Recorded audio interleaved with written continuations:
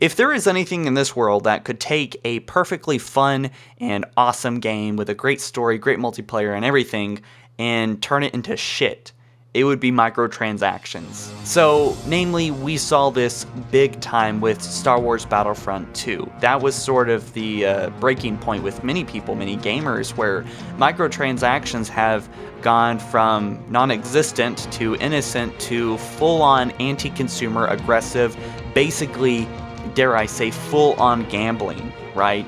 So in Star Wars Battlefront 2, we'll just talk about that for a moment. The setup was basically these loot boxes that you would have to earn, and you could buy these loot boxes, but the progression system was non-existent in Battlefront 2, and in fact, you had to only progress by getting these rank ups through these random items that you got in these loot boxes that you could buy.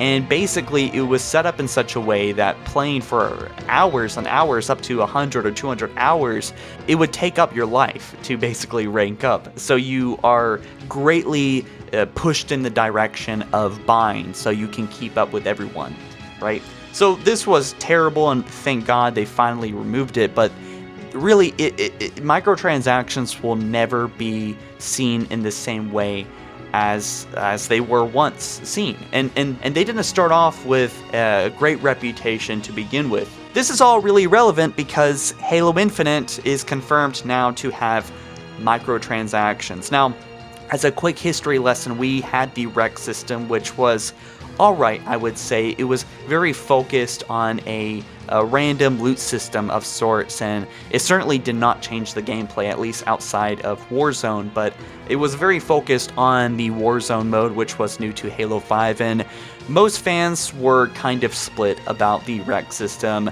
and I think they sort of still are.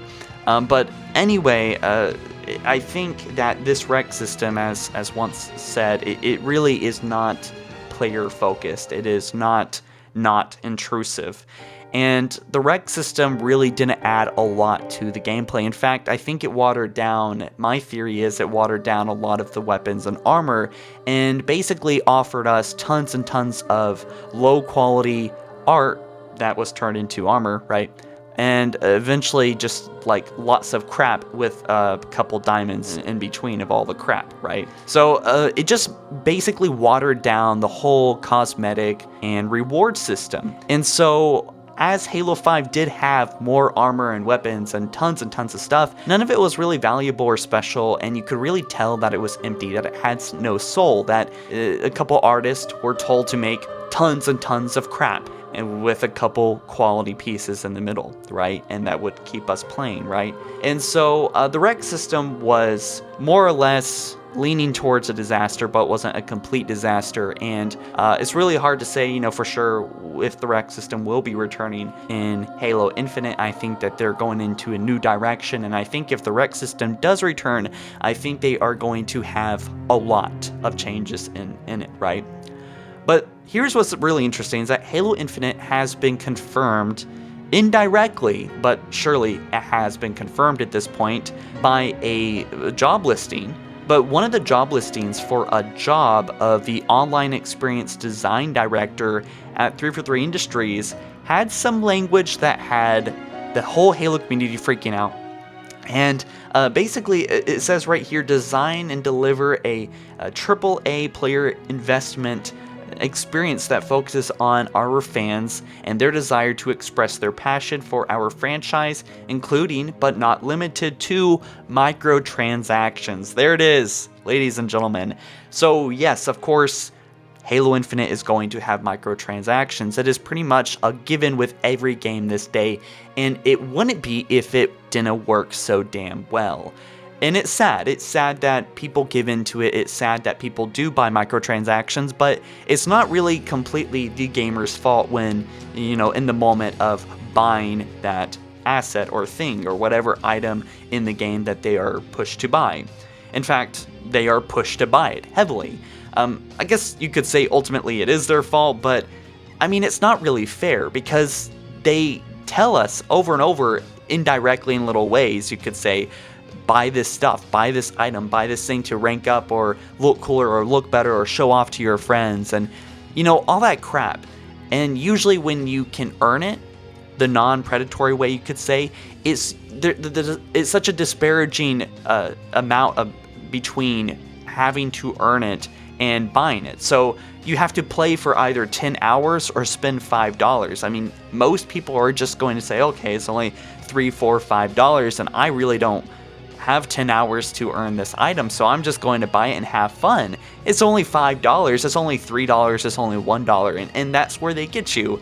And it's annoying because it's right there. And you know, it really didn't used to be this way. Way back in the day, actually, this is a consequence of technology evolving, and it's a really interesting time. I'm kind of pivoting away from the topic, but it's a very interesting time for gaming. It's in technology and how we're dealing with these issues, because this is a consequence of technology. You know, back in the day, like the PlayStation 2 days, for example, once a game was published and printed and was sent out to all the GameStops and EB Games and Walmarts and whatever, when people would line up and buy that game, you know, if there was a glitch in that game, that's it. That's it. You know, that they're not going to be able to fix it because they couldn't have, you know, regular updates, right? But now they do. So there's good pros to having, you know, technology evolve, and then here is the ugly beast. Here is the other side of the sword, if you will, the other side of the coin, that is causing so much, you know, distress amongst the gaming community. Now, Brian Gerard at 343 Industries, he says, I know that there is very little info to go on thus far, but I want to worry over a job description. All pretty standard stuff in the industry. Doesn't mean it'll result in something bad. So, a very interesting statement. I'll break down Bryant's comment here. He says, well, first off, he says very little info to go on thus far. That is absolutely true. We really have no context here, and the facts are, if we look at the facts, is microtransactions will be probably included in the game. Certainly, I must mention that 343 Industries, besides this and another tweet we'll get into in a second, have not really talked about this very much. They are staying very quiet on it, and it's been about a week since this news has surfaced. So actually, it's been technically a couple months since this news has surfaced, but it just came up it was just discovered recently. And yeah, so I think there is good concern to be worried. And the reason why I say that is because if we look at all the other and the issues that those microtransactions and the DLC that are causing for other franchises, even the really big ones, the ones that were waited for a long time like Battlefront, yeah, there is cause for concern. Every microtransaction system, in a sense, is almost predatory. Although I think that there is some microtransaction systems that are very fair, that are non-pushy, that are on the side, that give players, you know, an option to buy something. Like for example, like Fortnite, you can enjoy a free-to-play game, and in the fact that the game is free-to-play, the Battle Royale portion, I think that's perfectly fair to have cosmetics on the side. Hell, even, you know, not even offering the player anything else but those cosmetics, because that game is free-to-play. I would say, in a sense, it gives them permission to have those microtransactions.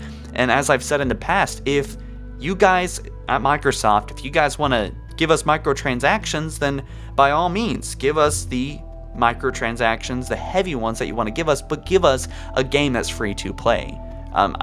Because that would allow many people to come into the Halo community invited with no price tag, and the community would overall grow. Microsoft would give more of a budget to Halo and 343 Industries, and we would get better games out of it. Honestly, if they just made a separate game like, you know, Halo Online, that was originally intended to be the exact thing I'm describing, which is a free-to-play Halo game that relied on microtransactions, then by golly, that would be amazing. But if they keep trying to shove microtransactions and trying to be greedy and trying to get as much money as they can, you know, having a price tag of $60 is bad enough when we're, you know, punished for not buying additional things in the game. And I really wish they understood the severity of this, right?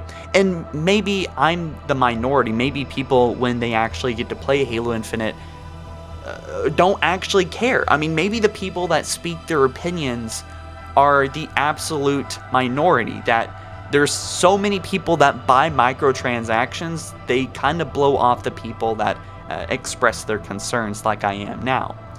But I digress. Brian says, all pretty standard stuff in the industry doesn't mean it'll result in something bad. So, what is bad, right? I mean, your opinion could be skewed there, because what you might think isn't that bad could be something very bad for us. Just the fact that, Brian and others are in a bubble. In a sense, we're all in a bubble, but us being like the player, we could see something as much more detrimental, or we all have our individual cares and desires about what we want in Halo Infinite, right? But the fact that, microtransactions are coming, I think that is cause for concern. And I do think that everyone that has voiced their concerns, as long as they're not sending death threats or bullying, is justified in this concern. And I mean, what do they expect, right?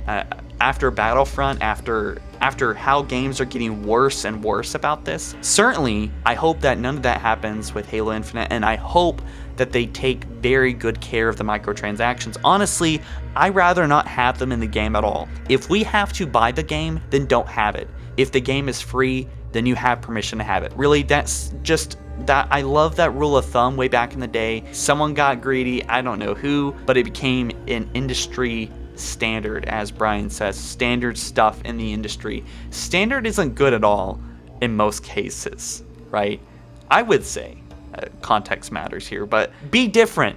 343 Industries, be different. I mean, that's what you guys tried to do with the Master Chief Collection, right? You had 4 games, you did something wildly new, and you keep trying to do new stuff, and you're trying to explore, and you're trying to do something amazing. You know what would be absolutely amazing, that would blow everyone's socks off? If you did not have microtransactions in a game that we had to buy for.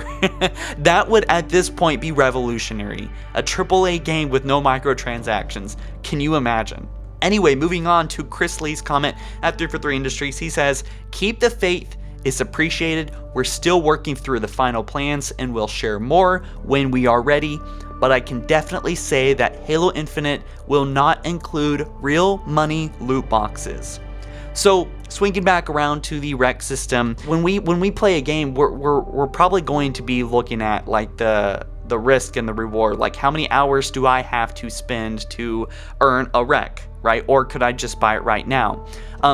What they did really, when they fucked up, was when they added the the month of Mythic, which was honestly the most disgusting, annoying, predatory microtransaction system that 343 Industries has done to date. And it was so bad, so many people complained. I complained about it. They took it off, but it's still on the Xbox Marketplace. And what that was, if you don't remember, was they had like 10 rockets that would times 2 your shield, times 2 your speed for $10. 10 rocket launchers. And mind you that it was very hard to get this legendary rocket, right? And you could just buy it. You could just buy a big stack, because before you could buy a gold rec, and yeah, I mean, you're spending real money, and there's a high chance you're going to get something good, or a lot of good things, right? Or some legendary items, but it was still random, right? But this was like directly buying the item. And that's where I kind of draw the line where, like, okay, I think that's a little bit too far. Okay, so that's a problem. What most developers have been doing now is that they've been offering, oh, well, you can earn this item. Anyone can earn this item that we have, for in-game points that you can earn, but it's going to cost you 100,000 points, and that'll be 10 hours of your time to earn that item. Or you could just spend $1. So, or $5 or $10 or whatever it is. Obviously, they're pushing players to spend more money. That's what I don't like, and that's what I think that Chris Lee may be pointing to. Certainly, the cat's out of the bag at this point. People are now speculating what the hell is happening with the microtransaction system. Is it going to be like the rec system? Could it be worse? Could it be better? Have they learned? Are they going to be predatory about this? What's going to happen? So it has a lot of us kind of flustered, and what they're staying quiet about it. And so all they've said was, don't worry over a job description. It's standard. Keep the faith, and we're still working on it, and they will not include real money loot boxes. So I want to get into that statement. So first off, he says, keep the faith is appreciated. So yeah, doesn't confirm anything there necessarily, but he says, I can say that Halo Infinite will not include real money loot boxes. What does that mean exactly? So real money, like cash, US dollars, for example. Loot boxes. You can't use real money to buy loot boxes. Okay, but to what degree, right? Can you still buy armor? Can you still buy weapons? Those aren't really considered loot boxes, are they? So will they have a rec system that you can only spend in-game points on? No real cash to even out the gameplay? Can we just buy armor that we like in Halo Reach? You know, if we wanted an armor, we would have to do achievements that would, again, promote us to play the game, like Halo 3. We would have to do all these things like the Vid Master Challenge, for example, to earn recon, which was incredibly fun, right? But now we have to buy rec packs, hopefully to get the armor that we want.